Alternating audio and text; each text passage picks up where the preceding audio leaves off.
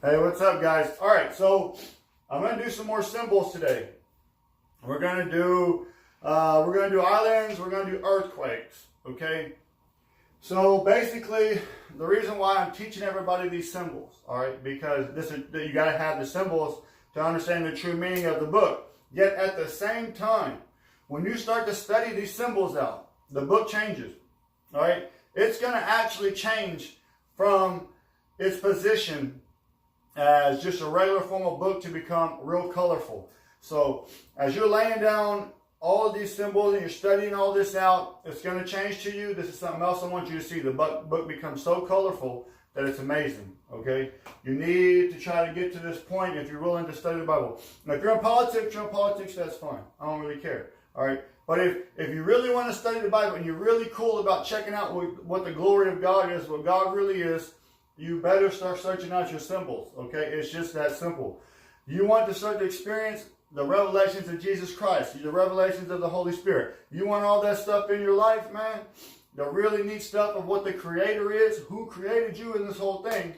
You better start studying out your symbols so that He can keep providing things to you so you can see them, right? So He can reveal Himself to you. Only way He's going to reveal Himself to you is if you keep trying. All right, so what we're going to do first, we're going to do islands.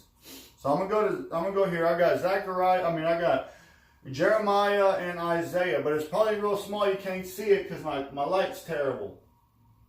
But we're gonna go here at Isaiah. It says, "Listen, O isles, unto me, and hearken, you peoples from afar." Isaiah 49:1. "The isles shall hope in me, and on my arm shall they wait." 51:6. Isaiah. "Hear the word of Jehovah, O you nations, and declare unto the isles of afar." Jeremiah 31:9. And we got one in Zephaniah. Zephaniah says, "Jehovah will be terrible unto them, for with the leanness he will consume all the gods of the earth, and they shall bow themselves unto him, and everyone from his place, even all of the coastlands and nations." Basically, what it's explaining is that these children are far off, right? They're not close to the mainland. They're away, right?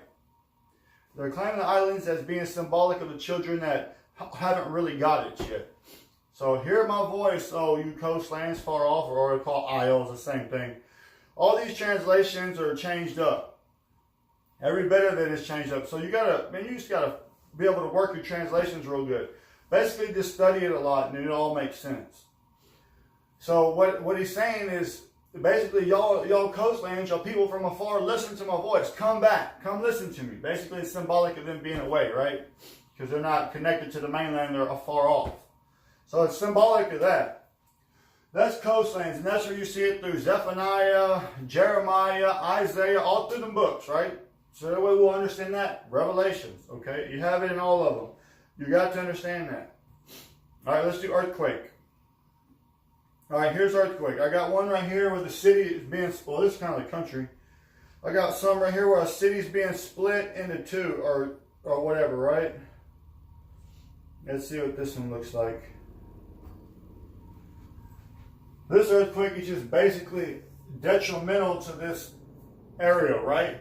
So let's go over here and let's look and see what it says. All right. "And he gathered them together in a place called in Hebrew, tongue of Armageddon. And the seventh angel poured out his vial into the air. And there came a great voice from the temple of heaven, from the throne, saying, It is done. And there were voices, thunders, and lightnings. And there was a great earthquake, such as not was seen since men were upon the earth. So mighty an earthquake, and so great, that a great city was divided into three parts.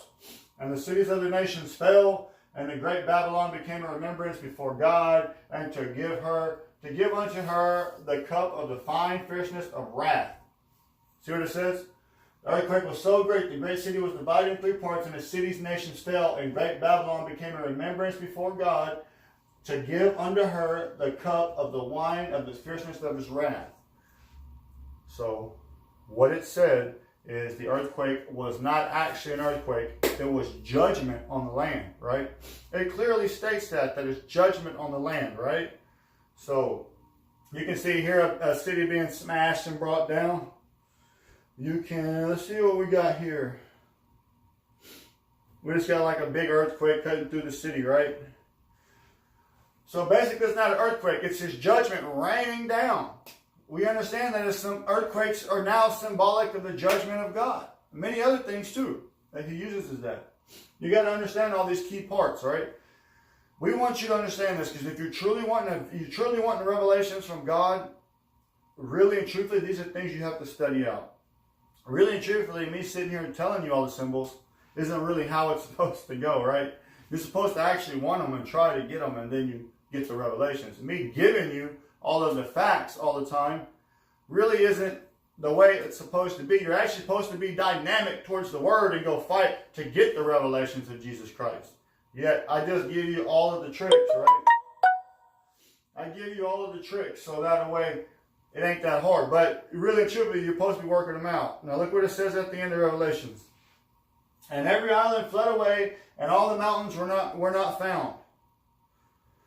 The judgment was so great upon the land, it was split into 3 parts, right? It was split into 3 parts, and all the coastlands fled away. If a coastland doesn't flee away, if there's an earthquake, it shook it and it shook the coastlands out. You know, that clearly it claimed in that verse that your earthquake is judgment, right? So the islands didn't flee away. The islands are symbolic of the children of 4. That's why they fled away. They had to run, right? And the mountains were no longer found. The mountains were no longer found, right? I go through Bible studies all the time on what mountains are. Mountains are the high places. The people lifted up, right? Because like you'd have like your kingdoms ran by satanic groups, which are the beast, false prophets. They're all on mountains. That's symbolic to what Jesus Christ is. So Jesus Christ is on Mount Moriah. Holy Spirit is he's lifted up in the kingdom of heaven. See that heaven is the spirits. Holy Spirit reigns God on that. Earth is flesh. Jesus is the flesh God. He reigns God on that. It's that simple. But understanding these, you got to see. Now the coastlands fled away and the mountains were no longer found. See, after this is the last judgment, right? And when he slams the gavel down, he basically is laying judgment on them. The coastlands fled away. They're not there no more, right? And the mountains are no longer found. So that means all the high-powered demons are gone. All of the children that were far away were lost. They're gone, right? It's just teaching you that this was judgment upon the land. Earthquakes, coastlands, mountains. We go over it a lot. So, but the point I'm trying to get to is I'm giving you all these key things to check out, so that way you can grow into and seeing what God how He reveals Himself to you. If you're not catching on, it's because you don't really care. But basically, today was just to go over some symbols and to show you some more neat stuff. That way, if you're willing to get it out, willing to work it out, these are the type of steps you're going to have to take. Okay? All right, guys, y'all take care.